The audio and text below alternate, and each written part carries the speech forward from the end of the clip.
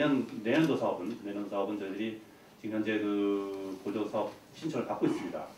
받고 있는데 내년까지는 지금 현재 현행의 제도하에서 그 내년 1년까지는 운영을 할 예정이고 후년부터는 이제 그 조례에 근거가 되어 있지 않으면은 이 사업비 성격의 보조금을 지원할 수 없도록 되어 있습니다.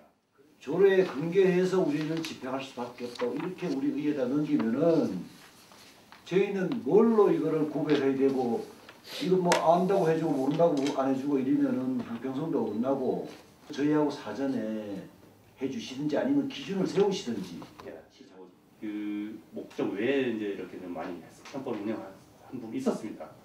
그런 단체에 대한 부분은 이참에 저희들이 그 정리가 될 것이고 꼭 이제 사업비 성격으로 해서 나가야 될 부분들은 의원님 말씀하신 대로 방향 설정을 해서 조례에 그 제정하고 여부 관계는 우리 의회하고 협의를 해서 하겠고 내년도 7월 이전에는 그 사업 부서별로 그 해당 부서별로 그 추진되고 있는 각종 그 보조금에 대해서 그 정책적으로 필요하고 태백시에서 그 필요한 그 사항은 그 조례에 반드시 담아가지고 할 수 있도록 조례에 명시가 돼야 된다. 네. 이제 뭐 요게 이제 핵심인 것 같아요, 네. 그죠? 네. 심의위원회 열잖아요, 그죠? 보통 몇 개 단체, 몇 개 사업이 올라오죠?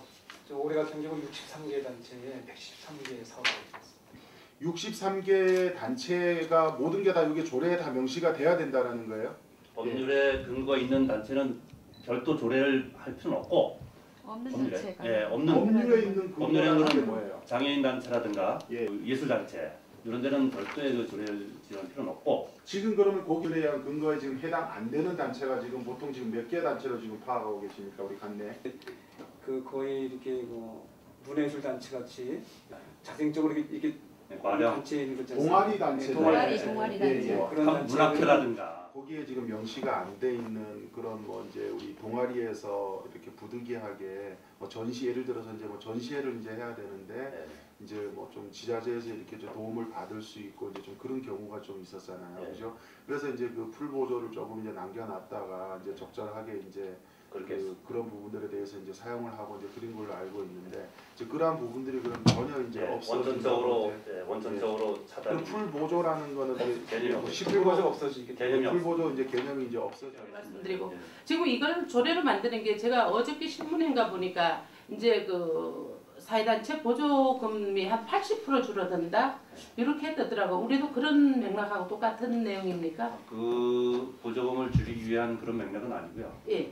그 좀 전에 말씀드렸습니다만 보조금에 대한 투명성을 좀 더 제고하기 위해서 그런 측면에서 접근하는 부분이고 비법인 단체도 조례에 통과가 되면 일단은 돌아올 수 있는 거죠. 일단은 뭐 현행도 법인에 의해서 일반 뭐 어떤 소규모 이익 단체 뭐 이런 단체들은 전혀 이제 이런 사회단체 보조금 관련해서는 접근이 힘들다는 겁니다. 저 개인으로는 정말 할 수 있는 사업에서 보조를 받고 이렇게 해야 되지 뭐 아니면 뭐 1명, 2명 가진 단체도 보조 받으려고 그러고 10명, 100명 가진 단체도 받으려 하니까 이게 그의 균형이 떨어지는 것 같습니다. 그래서 어쨌든 이런 투명성을 기하기 위해서는 이런 제도가 반드시 있어야 된다고 봅니다.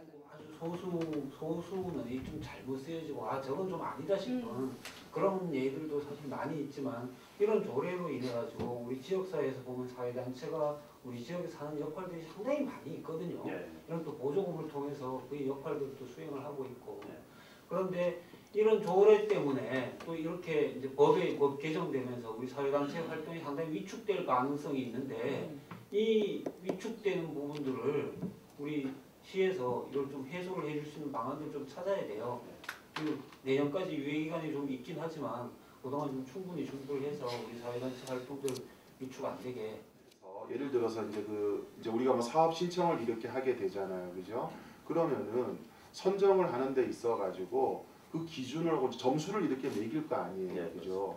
그러면은 자부담을 얼마나 신청을 했느냐에 대한 평가가 점수에 이제 들어가잖아요, 그죠? 이렇게 수익을 낼 수 있는 그런 사업을 할 수 있는 그런 단체가 있어야지만이 자부담을 해야 돼요. 아니면은 뭐 거기 단체 뭐 회장이 돈이 많다든가, 뭐 회비가 많다든가, 뭐 이제 이런 경우를 제외하고는 사실 자부담을 이렇게 좀 분담한다라는 거는 지금 상당히 많은 어려움이 있다는 그런 부분들은 저기 좀 철저하게 시에서 좀 이렇게 뭐라 그러나 그 강요를 저는 하면 안 된다고 저는 생각이 들어요. 자부담을 실제로 딱 내서 하라면 사업할 단지가 그리 많지 않다고 생각합니다. 예. 정확하게 딱 잡아서 그간다면 그 자부담 부분에서는 조금 생각하셔야 된다고 생각. 그러니까 작은 거는 전체적으로 이렇게 해주고 그다음에 큰 거는 몇 프로